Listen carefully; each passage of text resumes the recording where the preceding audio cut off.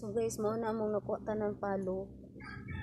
So kani pwede na ni siya pang subak sa gulay, gataan na mong kapayas tapos mo ni mong isubak.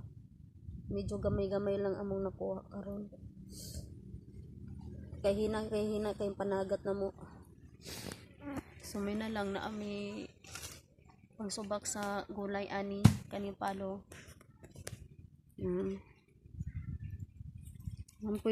Nama pinagko na pigagmay.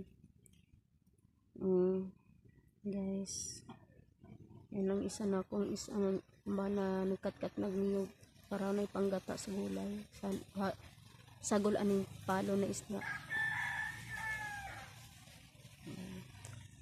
So maani guys, bago rami nakauli karon lang yun.